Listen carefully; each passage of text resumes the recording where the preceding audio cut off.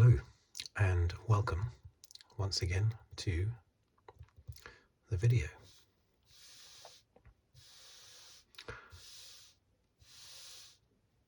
Continuing my look at every race in the 2023 Formula One World Championship.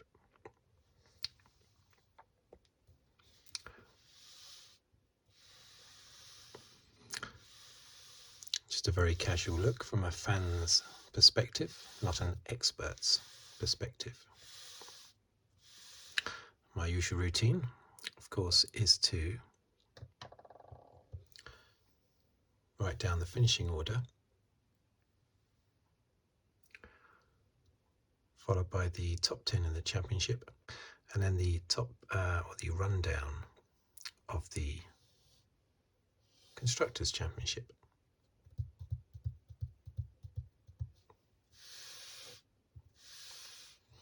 So let's dive in.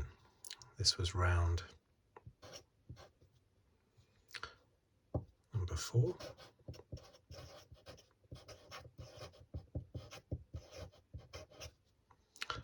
Azerbaijan, the first sprint race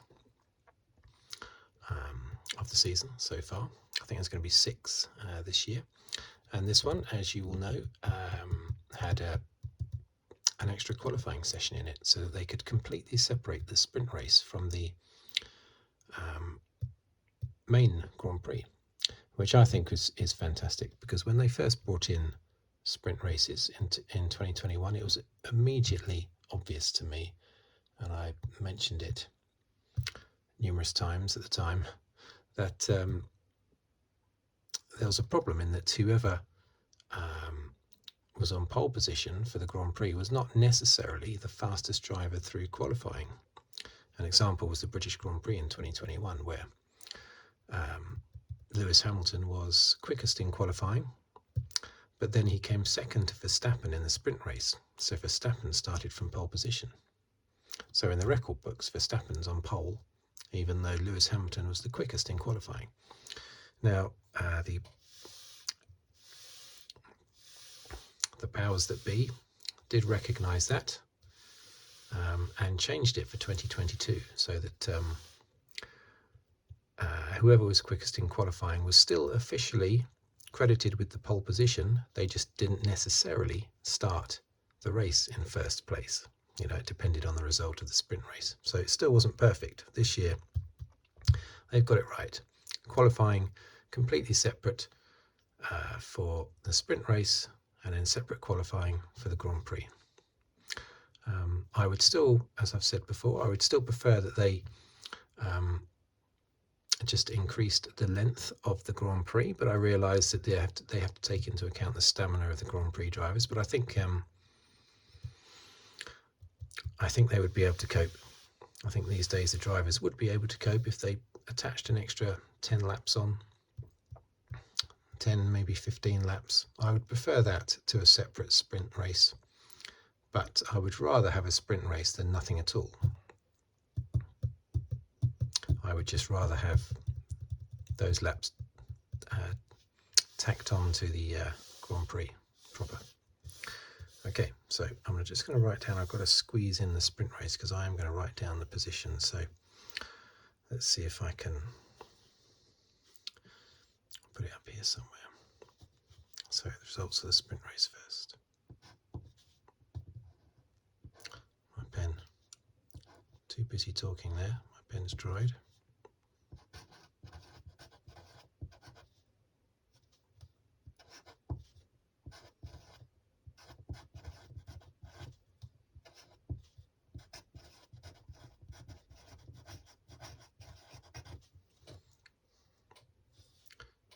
Second, I'm in third. So, Perez, Leclerc, Verstappen. Hopefully it's not too dark with the lighting I've got.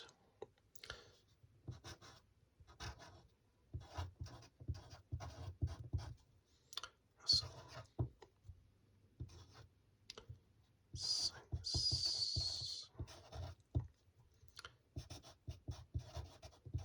Alonso.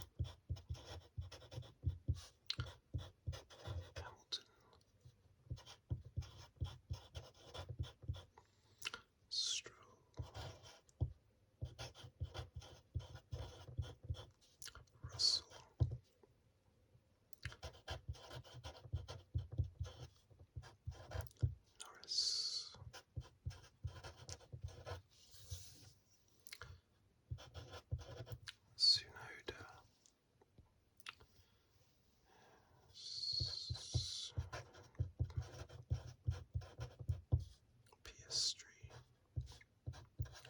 12. Albon. 13. Magnussen. 14.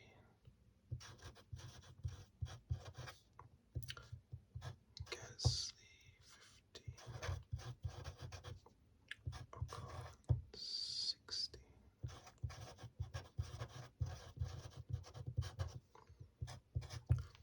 Sargent. 17.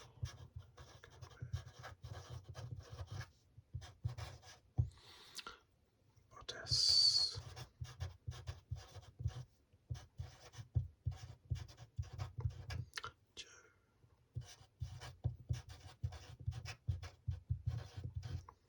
3s. Okay, championship positions.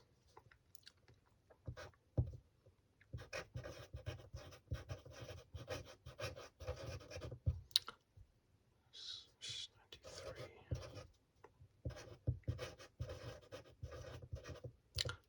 Perez, 87.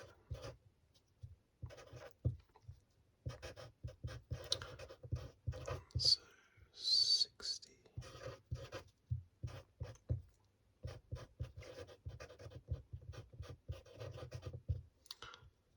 Hamilton, 48. Sainz, 34. Leclerc, 28.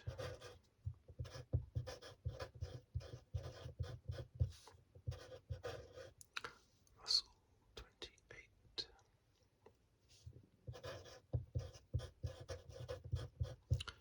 Stroll, 27. Norris, 10.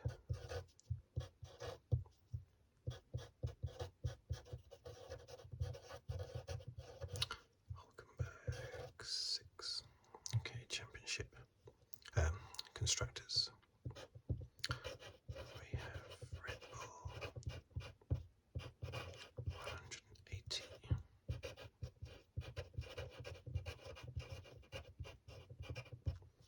Aston Martin, 87.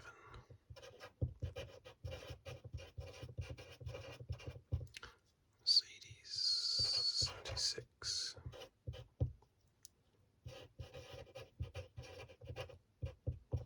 Ferrari, 62.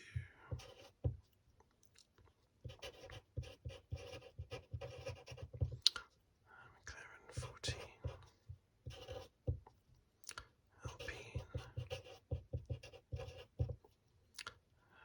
8. S, 7.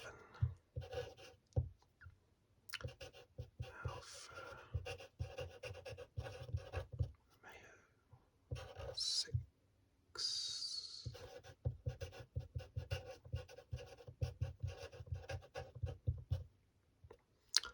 AlphaTauri, 2.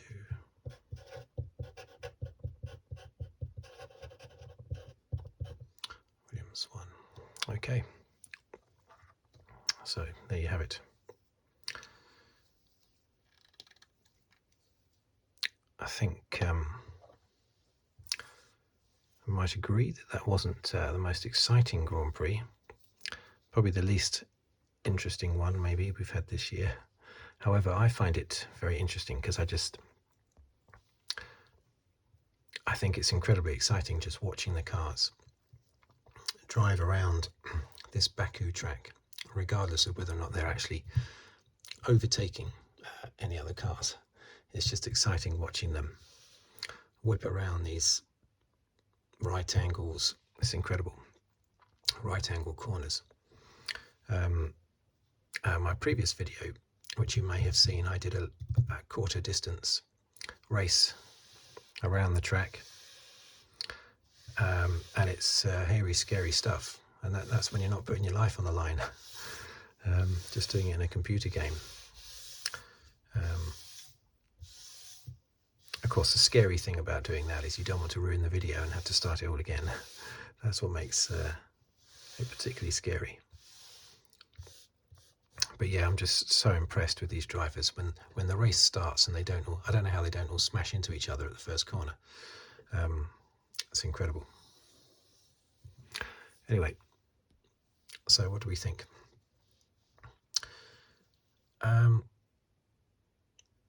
Verstappen.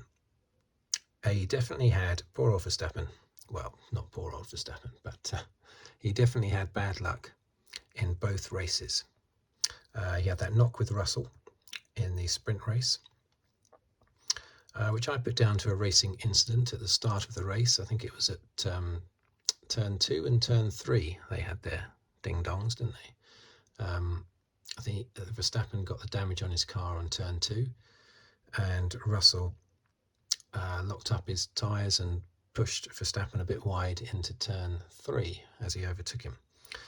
So Verstappen definitely came off worse in that he didn't deserve to get a big hole in the side of his car, but he did put his car on the outside of Russell, going around 2 sharp right-angled corners. So he could have expected a bit of damage there, a bit of contact, as his team pointed out to him on the radio when they said basically that Russell had nothing to lose, whereas you do, so watch your step.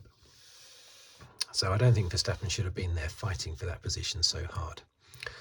I also don't think Verstappen should be having a go at Russell. Russell clearly locked up going into that corner, and Verstappen has a history of being very aggressive on the track. Not necessarily outside the rules, but Verstappen is definitely very aggressive on the track.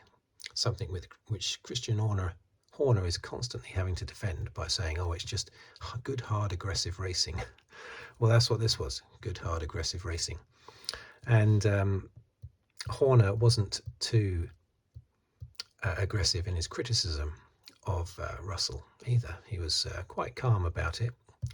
He thought he pushed him wide into turn 3, but he didn't have a problem with the what happened at turn 2, where the damage actually happened to Verstappen's car. But I think it was a racing incident, and unfortunately for him, Verstappen came off worse with the damage to his side pod, which slowed him down, of course. So who knows what might have happened? He may well have won the race. We don't know, basically. Especially after the result of the main Grand Prix, you can't say for certain that Verstappen would have just blown past Perez. Not with the way Perez has driven this week. So yeah, that was the bad luck there. And of course, in the main race, Verstappen had the bad luck with the timing of his pit stop, where the team weren't expecting the safety car after De Vries went into the barrier. They were expecting De Vries to just reverse out and back onto the track. I don't know why they couldn't wait another lap. They were trying to get in there fast, trying to jump the gun. But anyway, I think they should have played safe. But they know that they can afford to take these risks. They're miles out in front in the Constructors' Championship. They know that one of their 2 drivers is going to win the championship, so they can afford to take these risky plays. And it cost Verstappen and it cost Hamilton as well, because they both came in just before. Difference is that with Verstappen, the accident had already happened, and they still brought him in. Whereas with Hamilton pitted just before the accident. But anyway, Verstappen suffered because of that in both races. Does it tarnish Perez's win? I don't think so, because he won here, was it a couple of races ago? However, when he won here a couple of races ago, Verstappen was about to win, but then Verstappen's tyre blew up with about 3 laps to go, didn't it? So, and it could have well been the case that even after that, Hamilton could have won the race had he not overshot at the first corner as well. So you could say Perez was a bit lucky 2 years ago. Well, he was very lucky, actually, 2 years ago.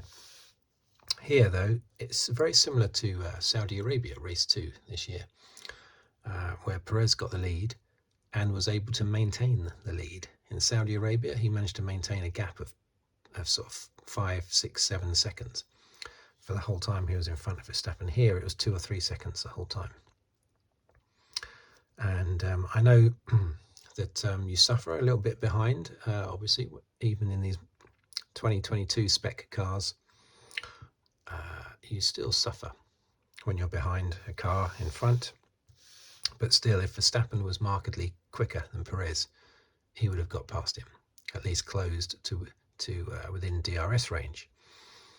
So Perez was clearly just as quick as Verstappen this race weekend. Not quicker, but just as quick, in my view. So he deserved the win. Over the whole championship, I still think Verstappen will win the championship comfortably from Perez. I hope that isn't the case. I really hope there is a solid championship battle between the two. I like Perez, and so I'd like him to be properly involved in a championship battle with his teammate instead of just being crushed all the time. So, but we shouldn't make anything of the fact that there's only 6 points between them at the moment, because that doesn't really mean a lot at this stage.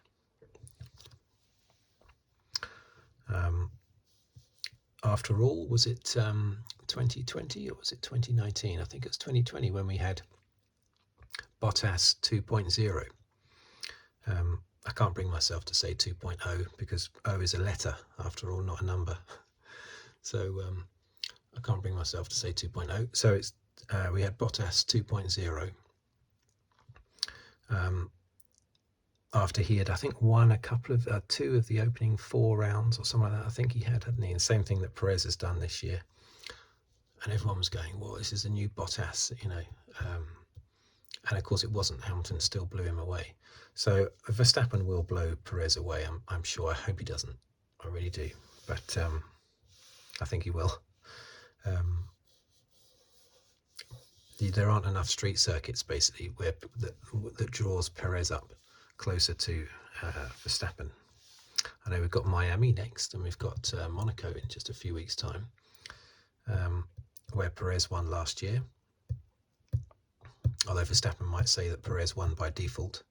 He's got a bit of an outstanding complaint about that, hasn't he, Verstappen, due to qualifying, I think. So we'll see. But Perez, very impressed with him this year. He's definitely driving a lot better. But we'll see if he manages to hang on throughout the season. Leclerc, that's incredible. Leclerc getting, how many points did he get? 22 points in one race.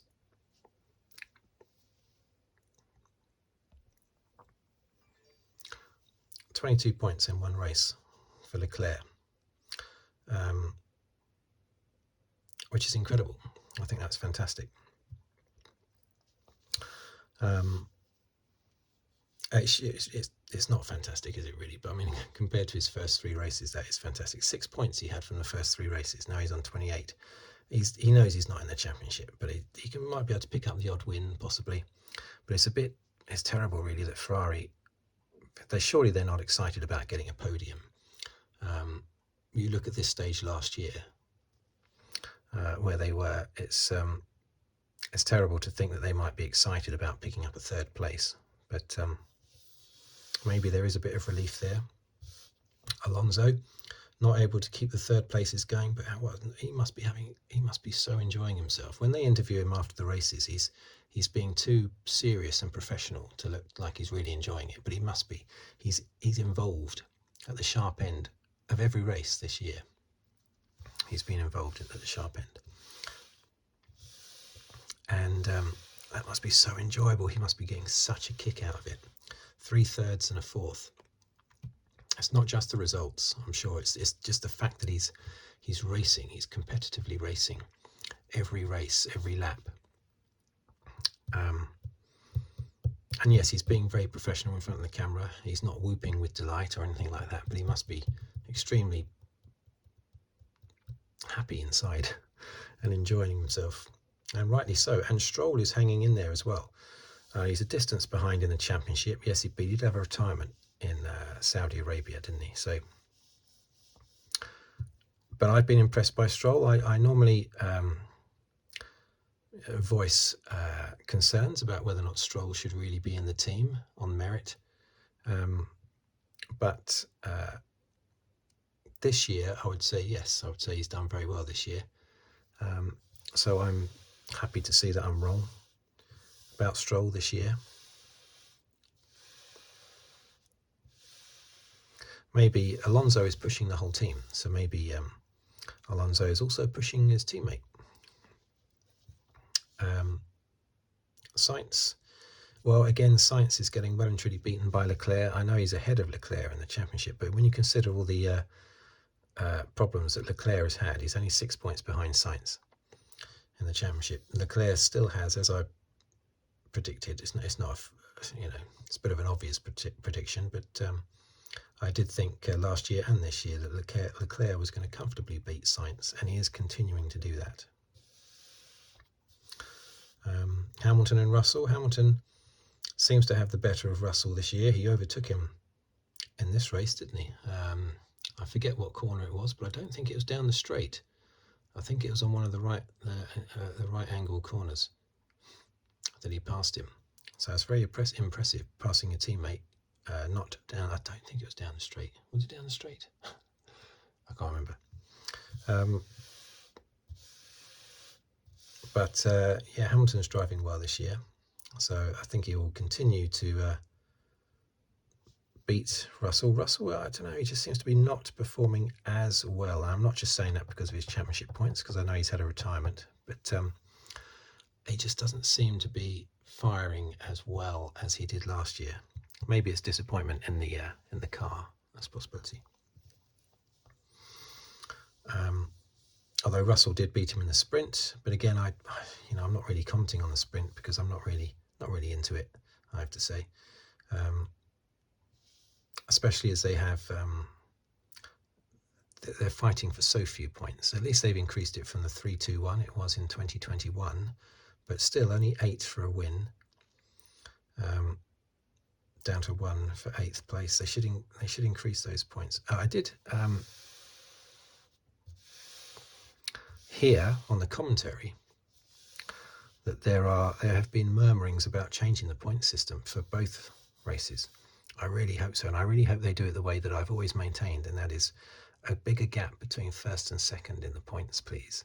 It should be 30 for a win, and then half of that for second place. 15 points for second, and then maybe 10 for third, and then 9, 8, 7, 6, 5, 4, 3, 2, 1, maybe down to 12th. Yeah, go down to 12th place. 30, 15, 10, 9, 8, 7, 6, 5, 4, 3, 2, 1. Boom, done.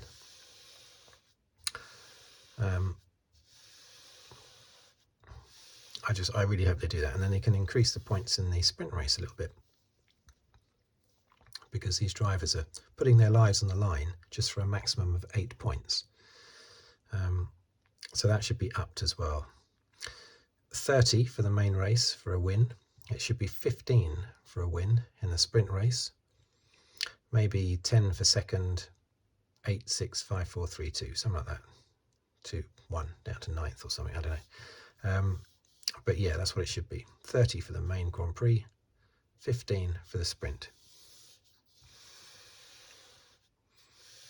Now, they're probably paying someone $50 million to come up with the points.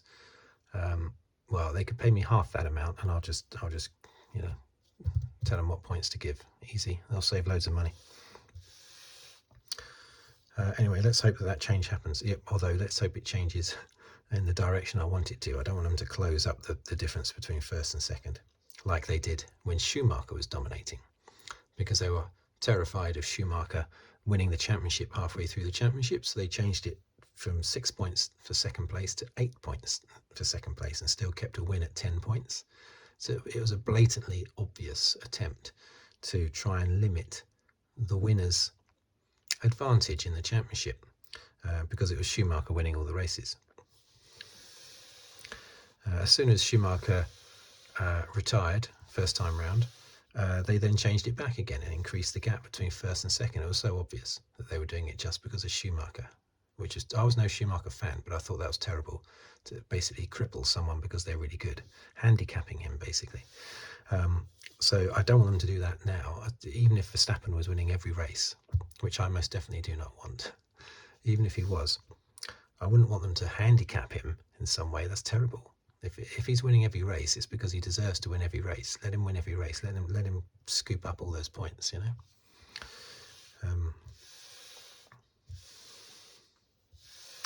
So who else have we got here? So we've spoken about, Norris. Well, the McLaren's Piastri, of course, it was apparently incredibly ill. Now, of course, that's unusual, isn't it? Maybe Norris passed something on to Piastri because it's normally Norris that's ill. Virtually every single race weekend, we're told how Norris was throwing up in the camper van just before practice or something. You know, it's normally Norris that is incredibly unwell and still manages to put in fantastic. He normally finishes third in a race where he's feeling really, really unwell. This time it was Piastri, unusually, that was ill. Maybe Norris was as well, but Piastri was the one severely unwell. Apparently he lost 3 kilograms in weight over the weekend or something. Now, I haven't weighed him, you know, I've heard that third hand through the commentary on the TV, but he was in a bad way. But sometimes you, as Norris has proven when he's put in some fantastic results, being ill every race, sometimes you can lift yourself up. I'm sure you've experienced that in real life. When you feel ill, you sort of almost overperform because you're compensating for your illness, and you sort of overcompensate, and you actually do better than you would have done if you were not ill. So yeah, I'm not surprised he was able to hang in there, not far off Norris, because he was not far behind him all the way through the race. Tsunoda, I'm glad he got a point.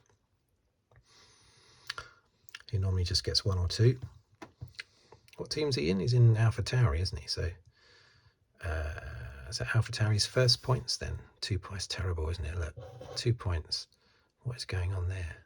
AlphaTauri. So Gasly is, no, hang on, Gasly's in the thingy, isn't he? It's De Vries is in the AlphaTauri alongside Tsunoda, isn't he? So yeah, they're having a terrible time. AlphaTauri, Alfa Romeo, Haas, Alpine, Williams, of course, all 5 of those. Look at that, 6th in the championship with just 8 points. That's amazing, isn't it? And McLaren only 14. There's a real line there, isn't there, between the top 4 and the rest. Terrible. 6 of the teams are having a terrible year. Well, you could say Ferrari as well, compared to sort of the first half of last year. Where are all these points going that these teams would normally have? Well, they're all up there, aren't they, in the Aston Martin? That's where they are. I think this time last year, Aston Martin had about 1, maybe 2 points. Solid performance again by Albon in the Williams. Just outside the points, unfortunately. Haas, well, Magnussen, quite solid again, 13th. Gasly and Ocon. What about that pit stop at the end of the race? FIA, official FIA photographers, they were, that were allowed by the FIA to go out into the pit lane, even though there was still a pit stop to go. And the speed of the cars is deceptive. It sort of looked on camera, it looked like it was, looked like Ocon was never going to hit any of those photographers. But when you look at the onboard footage from Ocon, it looks amazing that he didn't hit them.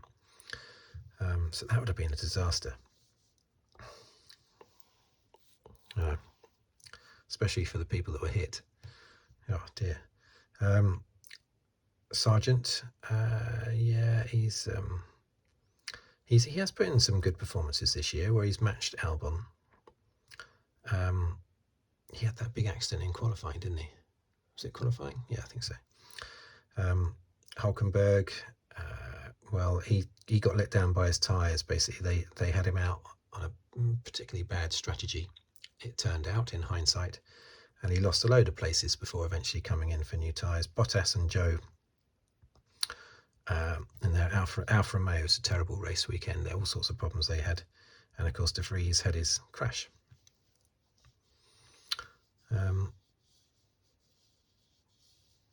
Yeah, not much to say about the sprint race. Forget about the sprint race. Although I am glad that Perez won it, because that's given him a pot full of points and put him very close to Verstappen. Let's put Verstappen under pressure. Verstappen can get a little bit itchy when he doesn't win. So he was okay actually after the race today. He seemed okay because he's not very good at hiding his feelings. So the fact that he was okay to the TV cameras, I think probably means he was okay behind the scenes as well. I mean, he's got nothing to complain about. So, but he sometimes can get a little bit testy if he doesn't win. They all want to win, of course. Alonso, 60 points, fantastic. Because he got 12 points for 4th, plus 3 for 6th place. So the race weekend gave him 15 points again. So it's actually 4 races. Now, all 4 races, he has gone away with 15 points. Might not have been 4 third places, but it was 4 races, each with 15 points, or 4 race weekends, each with 15 points. Hamilton hanging in, decent distance between him and Sainz. The Mercedes, of course, are waiting for their update in Imola. Now, this is the update that Toto Wolff said, we're not waiting for the update at Imola. Oh no, we're going to build a whole new car tomorrow afternoon. That's what he said after the first race in Bahrain. Of course, no one believed it, and of course, so no, they actually are just waiting for the update in Imola. They understand the car better, apparently, but it's still just waiting for the update in Imola. It's to forget about all that emotional stuff that Toto Wolff was saying after Bahrain. Yeah, Russell still 20 points behind Hamilton. He's got to do a bit of catching there. I hope Stroll lifts up, because I've become a bit of a Stroll fan this year. So I'm hoping he can lift himself closer to Alonso. So outside of the British drivers, the two that I'm sort of cheering on are sort of probably Perez and Stroll. But in particular Perez. Because I want to see that championship fight, not necessarily because I want Verstappen beaten or anything like that. I just want a tight championship battle at the top. And these results that Perez has had at the start of the season will build his confidence. And he's one of these races that it's all about emotion. It's all about confidence on the track. And when he's on fire, he's fantastic, like he was in Bahrain in 2020, wasn't it? Hulkenberg, yeah, well, he's picked up some points there, so that's okay. Of course, Red Bull, well, they've won the championship already, basically. Christian Horner wouldn't say that, of course. He's too professional to say that, really. But, I mean, they have won the championship already. Let's hope McLaren can do something. But it looks like the top 4 is out for them. I love watching the cars racing on this track, regardless of what actual competitive racing is going on. Just love watching the cars on this track. It's just awe-inspiring seeing them go through those corners. The corners that you can't even see before you're on them. It's incredible. And Perez, standout performance by Perez, because he was hassling Verstappen before Verstappen was called in for his pit stop, which sort of ruined his race a little bit. Perez was already right behind him, hassling him, because Verstappen's tyres were going a little bit. So it wasn't like Verstappen lost a 10-second lead or something. Perez was all over him at the time that Verstappen came into the pits. So this was definitely Perez's win. And I'm very happy about that. Very happy for the guy. Right, so there you go. We've got a week to go before Miami. And we'll see what happens there, and I will see you there as well. What other things did I miss off that I was going to say? I've got some notes here, see.